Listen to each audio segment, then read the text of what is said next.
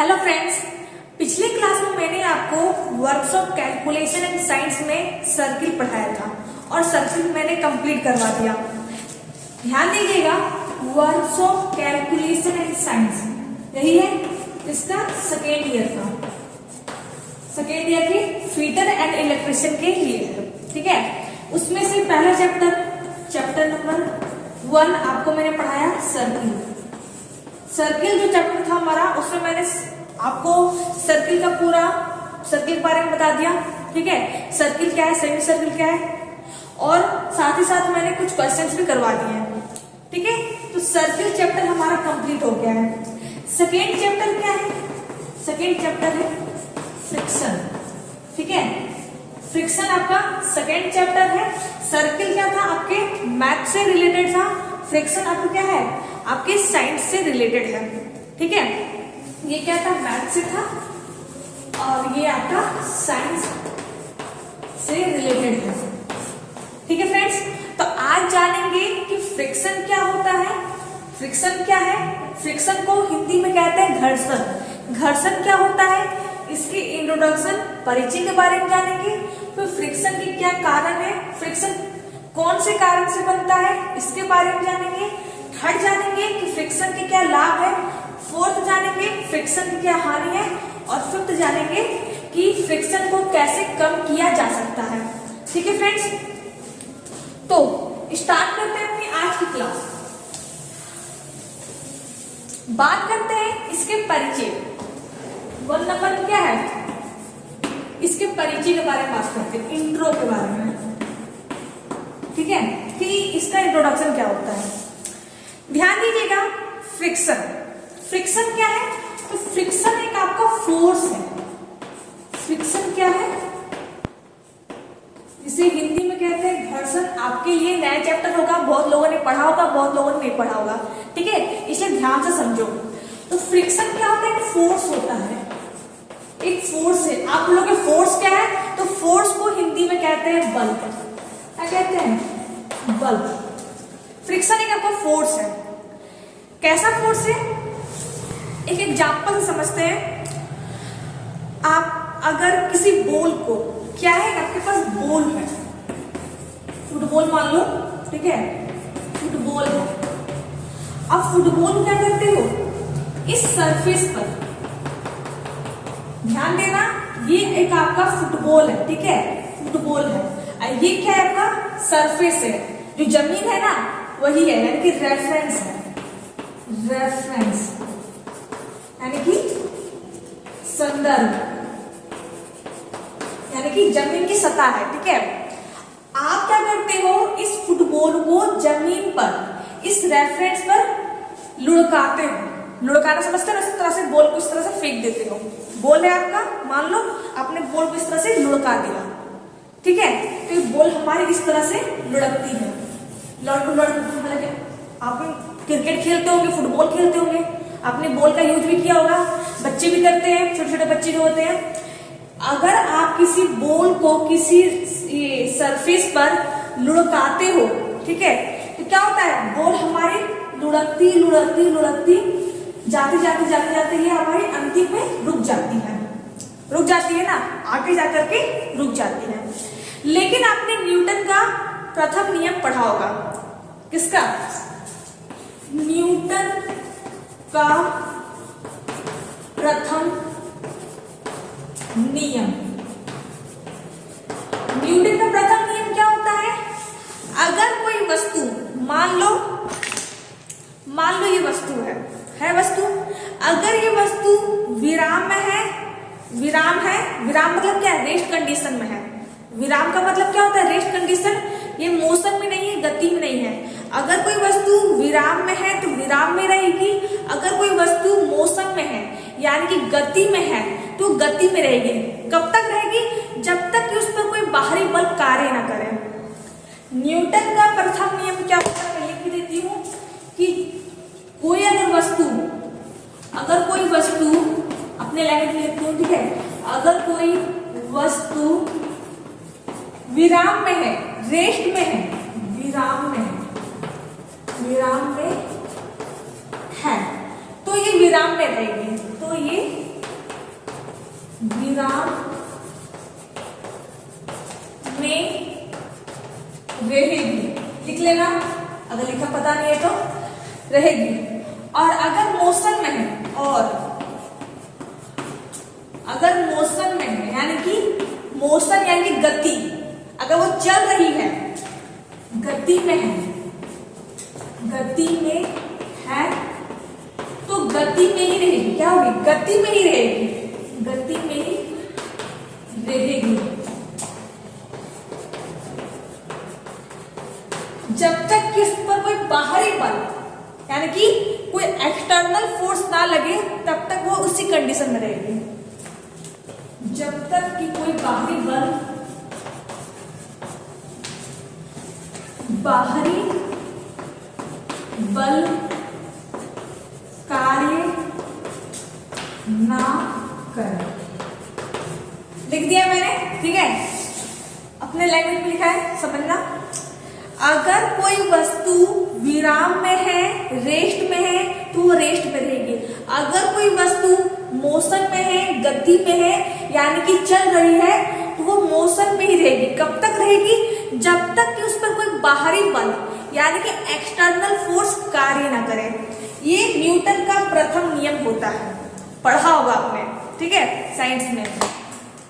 लेकिन यहाँ देखो, नियम तो ये है कि कोई बाहरी बल जब तक कार्य नहीं करेगा तब तक ये रेस्ट में रहेगा या फिर मोशन में रहेगा। लेकिन यहाँ देखो, ये जो बॉल है, ये फुटबॉल जो है, ये लुढ़कना स्टार्ट किया इसने, और ये लुढ़क लुढ़क करके ये अंतिम में आकर के यहाँ ये रुक गया।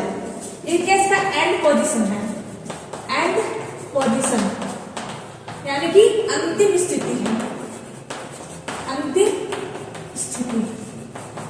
अब बोलो, नियम तो ये है, लेकिन ये बॉल क्यों रुका? अगर ये बॉल को मैंने लुढ़काया था इस तरह से, क्या किया था, इस तरह से मैंने इसको लुढ़का दिया था, तो ये मोशन में ही रहता, ये रुका क्यों? इसको रुकना नहीं चाहिए, लेकिन ये रुका क्यों? इस पर एक फ्रिक्शन फोर्स कार्य करता है। क्या कार्य करता है? फ्रिक्शन फोर्स यानी कि घर्षण बल, घर्षण बल। क्या कह रही हूं मैं? ये बॉल क्यों रुकी? क्योंकि इस पर एक फ्रिक्शन फोर्स, घर्षण बल कार्य करता है जो इसे रोकता है। समझ गए फ्रेंड क्या कह रही हूं मैं? ये जो बॉल रुकी है, घर्षण बल की वजह से इस बॉल को रोका गया है। तो बात करते हैं फ्रिक्शन की परिभाषा की, यानी कि घर्षण की परिभाषा की, कि इसका परिभाषा क्या होगा। तो सिंपल सा है कि फ्रिक्शन यानी कि घर्षण, लिख लेना, घर्षण वह बल है। क्या मैंने कहा? फ्रिक्शन का एक फोर्स, एक बल है। घर्षण वह बल है जो दो वस्तुओं के बीच की, दो वस्तुओं के बीच की गति का विरोध करती है, गति का विरोध करती है। क्या है? घर्षण वह बल है, घर्षण वह बल है जो दो वस्तुओं के बीच की गति। दो वस्तु क्या है? एक हमारा बॉल था और दूसरा हमारा समतल है, हमारा रेफरेंस है। ये क्या है? हमारा रेफरेंस है, ये हमारा बॉल है। तो दो वस्तुओं के बीच की गति को, इसमें क्या हो रहा था? गति हो रहा था। ये बॉल हमारी क्या थी? मोशन में थी। लेकिन आगे जाकर के ये बॉल रुक गई। क्यों रुक गई? क्योंकि घर्षण की वजह से ये गति का विरोध करती है, यानी कि गति को रोकती है। ठीक है, गति रुक गई तो हमारा बॉल रेस्ट में आ गया। समझ गए फ्रेंड? आई होप समझ गए होंगे। तो ये डेफिनेशन यानी कि जो परिभाषा है याद रखना, फ्रिक्शन यानी कि घर्षण वह बल है जो दो वस्तुओं के बीच की गति का विरोध करती है, प्रतिरोध करती है, यानी कि उसे आगे बढ़ने से रोकती है।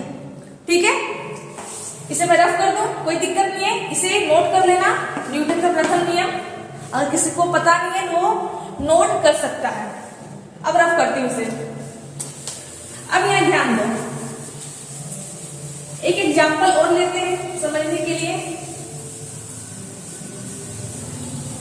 याद रखना जब भी फ्रिक्शन फोर्स, पहले एग्जाम्पल ले लो। एग्जाम्पल दूसरा क्या है, एक तो फुटबॉल वाला एग्जाम्पल हो गया, दूसरा एग्जाम्पल ये क्या है आपका रेफरेंस है, यानी कि आपका संदर्भ है। क्या है आपका संदर्भ, यानी कि समतल है, मान लो। ठीक है, इस पर मैंने रखा बॉडी। ये क्या है हमारी बॉडी, मान लो कोई वस्तु, मान लो कोई वस्तु है। क्या है ये आपका संदर्भ है, ये आपकी वस्तु है। इस वस्तु पर 1 न्यूटन का फ्रिक्शन फोर्स लग रहा है। कितना लग रहा है, हिंदी में लिख देती हूं, घर्षण बल कितना है, 1 न्यूटन है। आपको पता होगा कि बल का जो मात्रक होता है, क्या होता है, बल का जो मात्रक होता है वो न्यूटन होता है। बल का मात्रक क्या होता है, बल का मात्रक न्यूटन होता है। अगर किसी को पता नहीं है तो जान ले, ठीक है, चैप्टर पढ़ने से पहले। बल का मात्रक न्यूटन होता है। घर्षण बल कितना लग रहा है, 1 न्यूटन का लग रहा है। ठीक है, ये बॉडी क्या है, रेस्ट कंडीशन में है। किसमें है, रेस्ट कंडीशन, यानी कि विरामावस्था में है। क्या है, विरामावस्था में है। अब मैं क्या करूंगी, इस पर 1 न्यूटन का बल लगाऊंगी। ध्यान देना, घर्षण बल फ्रिक्शन फोर्स 1 न्यूटन का इसमें लग रहा है। ठीक है, यहाँ घर्षण बल लग रहा है, यहाँ लग रहा है। ठीक है, 1 न्यूटन का लग रहा है। लेकिन क्या है, मुझे क्या करना है, इस बॉडी को, इस वस्तु को खिसकाना है। मान लो यही बॉडी है, मान लो इस वस्तु को मुझे यहां से यहां करना है, यहां से यहां करना है। ठीक है, यहां से यहां करना है, यहां से यहां करना है। तो मैंने क्या किया, 1 न्यूटन का बल लगाया। कितना का, 1 न्यूटन का बल लगाया। तो ये बॉडी नहीं खिसकी, यानी कि ये बॉडी हमारी यहां से यहां नहीं बढ़ी। क्यों नहीं बढ़ी, क्योंकि इसमें पहले से घर्षण बल 1 न्यूटन का लग रहा है। इसी वजह से ये क्या कर रही है, ये गति का विरोध कर रही है, गति को ये अपोज कर रही है। ठीक है, गति को रजिस्ट कर रही है। समझिए बात को, फिर से बता रही हूं, बॉडी है, कोई वस्तु है, वस्तु पर लग रहा है घर्षण बल 1 न्यूटन का। ठीक है, मुझे क्या करना है, इस बॉडी को, इस वस्तु को यहां से यहां करना है। तो मैंने क्या किया, इसमें 1 न्यूटन का बल लगाया, अपना फोर्स लगाया। ठीक है, तो बॉडी क्या यहां से हमारे यहां नहीं घिसकी। क्यों नहीं घिसकी, क्योंकि इस पर घर्षण बल 1 न्यूटन का लग रहा है, इसलिए बॉडी हमारी यहां से यहां नहीं घिसकी। अगर मैं जो फोर्स लगा रही हूं, जो बल लगा रही हूं, अगर 1 न्यूटन से ज्यादा लगाऊं, कितना से, 1 न्यूटन से ज्यादा, तो क्या होगा, हमारा जो ये वस्तु है ना, ये यहां से यहां खिसक जाएगी।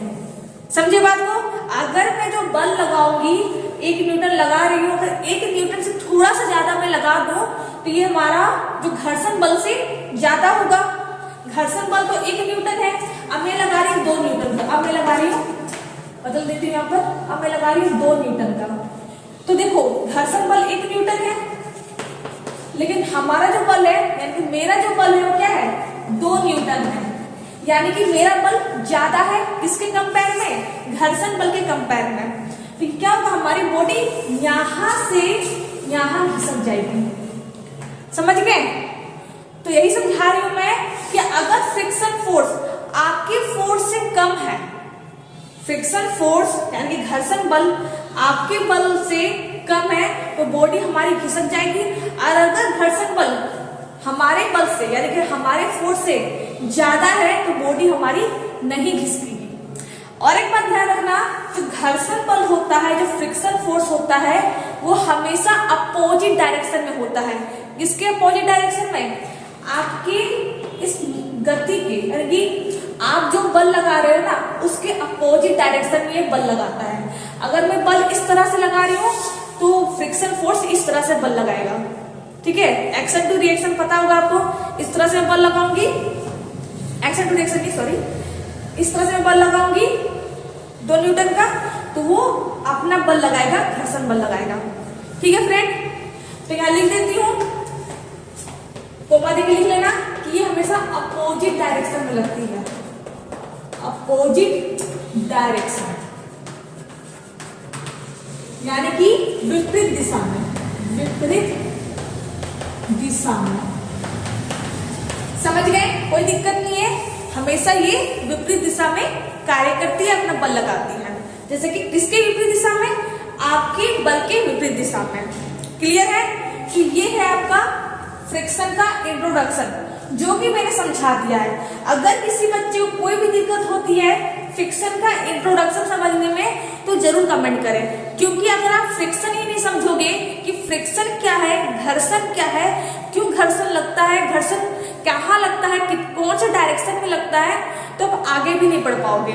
ठीक है, तो पहले फ्रिक्शन समझो कि फ्रिक्शन का इंट्रोडक्शन क्या है, उसके बाद इसके बारे में और जानो। ठीक है, तो ये हमारा इंट्रो हो गया, बल्कि मेरा नहीं, घर्षण का इंट्रो हो गया। ठीक है, अब मैं इसे रफ करती हूँ, कोई दिक्कत नहीं किसी को। चलो अब बात करती हूँ, इसे रफ नहीं करती हूँ, बस एग्जाम्पल को रफ कर देती हूँ। अब बात करते हैं घर्षण के कारण के बारे में, कि घर्षण का कारण क्यों बनता कैसा है। सेकेंड नंबर, कारण यानी कि काउजेस। ठीक है, ध्यान देना, अभी मैंने आपको एग्जाम्पल समझाया था, ये आपकी क्या है, कोई वस्तु है, ये आपका रेफरेंस है, संदर्भ है। ठीक है, वस्तु है, संदर्भ है। ध्यान देना, अगर आप इस वस्तु के सरफेस को, ये वस्तु है, इसका जो ये सरफेस है, अगर आप वस्तु के ये वस्तु है, ठीक है, अगर आप वस्तु के नीचे के सरफेस को माइक्रोस्कोपिक लेवल में देखोगे, किस लेवल में, माइक्रोस्कोपिक लेवल में देखोगे, तो ये वस्तु की सरफेस रफ होती है, खुरदरी होती है। ठीक है, और साथ ही साथ जो समतल होता है, जो संदर्भ होता है, उसका भी जो सरफेस होता है, जो समतल होता है, वो पूरी तरह से प्लेन नहीं होता है, उसमें थोड़ी सी खुरदरापन रहता है। क्या रहता है? खुरदरा रहता है। समझे बात को? समझ गए ना? तो क्या करती है, आपस में बॉन्ड बना लेती है। क्या बना लेती है? बॉन्ड फॉर्मेशन, हिंदी बता देती हूँ, यानी कि ये आपस में एक बंध बना लेती है। बंध, बॉन्ड मतलब बंध बनाना। ठीक है, बॉन्ड फॉर्मेशन यानी कि बंध बना लेती है, आपस में एक जुड़ाव बना लेती है। ठीक है, दोनों की जो सरफेस होती है माइक्रोस्कोपिक लेवल में, दोनों की सरफेस रफ होती है, और रफ होने की वजह से दोनों के बीच में बॉन्ड बन जाता है, बंध बन जाता है, रिश्ता बन जाता है। ठीक है, इसी वजह से क्या करता है, इसी वजह से हमारा फ्रिक्शन फोर्स जनरेट होता है। ठीक है, ये हमारा आगे नहीं बढ़ता है। समझ गए? कोई दिक्कत नहीं है। तो यही फ्रिक्शन का कारण है, यानी कि घर्षण का कारण है। समझ गए? तो कारण क्या होता है? बॉन्ड फॉर्मेशन, इसका एक कारण है, यानी कि बंध बन जाने की वजह से हमारा फ्रिक्शन फोर्स एक्ट करता है। ठीक है फ्रेंड्स, 1 मिनट।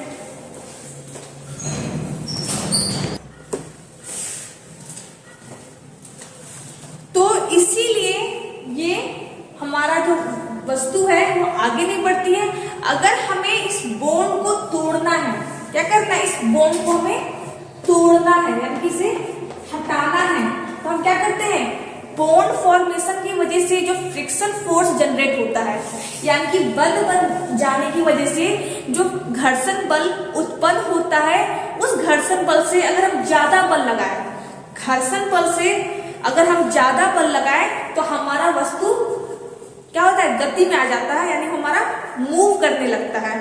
ठीक है, इसे बोलते हैं इसका कारण, यानी कि घर्षण का कारण। तो फ्रेंड्स, आज मैंने आपको फ्रिक्शन का इंट्रो बताया और इसका कारण बताया। ठीक है, एडवांटेज, डिसएडवांटेज और मेथड ऑफ रिड्यूसिंग फ्रिक्शन, यानी घर्षण के कम करने के उपाय, ये अगले क्लास में जानेंगे। क्योंकि अगर आप मतलब कि ज्यादा मैं बता दूंगी तो आपका सारा वो मिक्स हो जाएगा, खिचड़ी बन जाएगा, आपको फिर दिक्कत होगी। तो आज की क्लास में कहीं भी कोई दिक्कत हो तो मुझे कमेंट करना, पहले इसे जान लो अच्छे से, उसके बाद आगे पढ़ना, ठीक है। अगर एक बार वीडियो देखो समझ में नहीं आता है, दूसरी बार फिर से वीडियो देखो तो समझ में कुछ ना कुछ जरूर आएगा, ठीक है। कोशिश करो। तो कहीं भी कोई दिक्कत हो कमेंट करो, वीडियो अच्छा लगा हो वीडियो को लाइक करो, चैनल को सब्सक्राइब करो। Thank you.